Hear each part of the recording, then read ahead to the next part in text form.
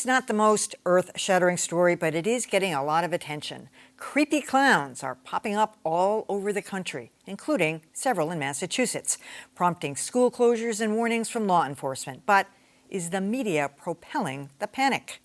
It all began in Greenville, South Carolina, when children playing in the woods said clowns with green lasers and piles of cash tried to lure them in. For these kids fresh off the bus from school, there's fear something's lurking behind Building D at Fleetwood Manor Apartments. Police found nothing, but that didn't stop the hysteria. Clowns are reportedly terrorizing a town in South Carolina. And then social media got in on the act. Rumors of clown sightings at Penn State spread on social media, triggering the clown mob. One student tweeted, "The clowns have come to Penn State. This is not okay." But most of the sightings were pranks.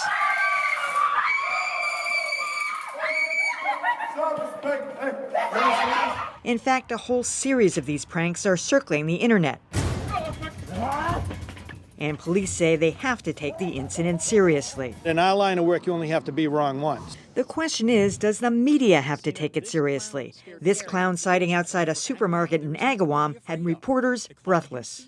This video quickly going viral as the clown standing outside Geisler supermarket chased a person in their car. It was almost 2 minutes before the reporter got to the facts. There is nothing to be afraid of. The clown you see is actually part of the New England Scare Fest, a Halloween festival. Meanwhile, the media might consider giving clown sightings the ghost treatment. Then again, we know some sightings are for real. Cheap shot, cheap shot.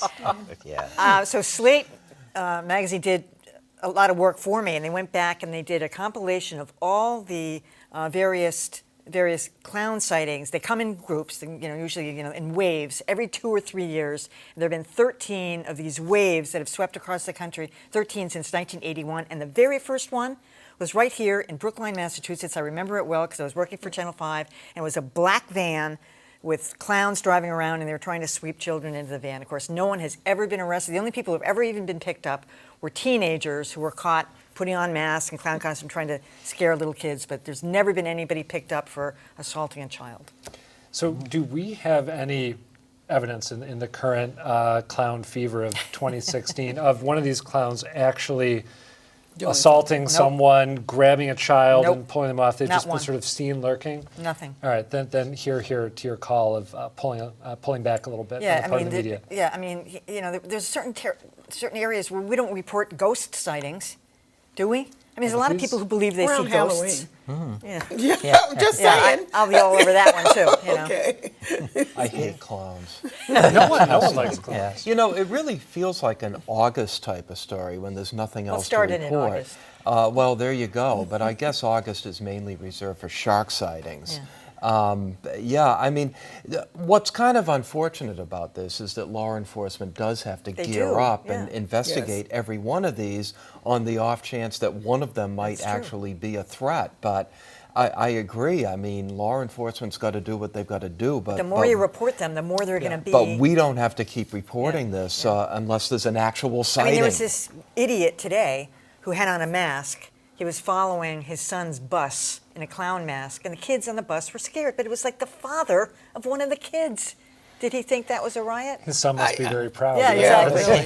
Well, I would just say this. I do think we have to report them in this way. I think you have to report them to say there is nothing to this. You may have heard this because, see, we're not driving this entire conversation. Social media is. So you need to say, if you've seen this, not true. This is the father of somebody who lost his mind in a moment and decided to put on a clown mask.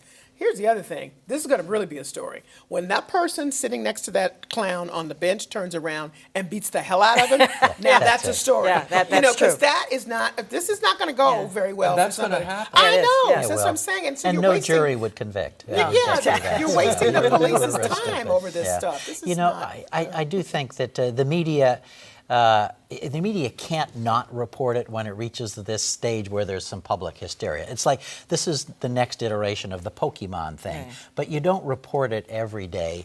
You pull it together. I think the Globe had done this appropriately, and you do one story tongue-in-cheek, and then you're done with it, and we move on. And this will fizzle out, and there'll be, another timeline, couple more years. 4 or 5 years from now, and so that's it. The one piece that really bothered me was it was it was a television station in Western Massachusetts.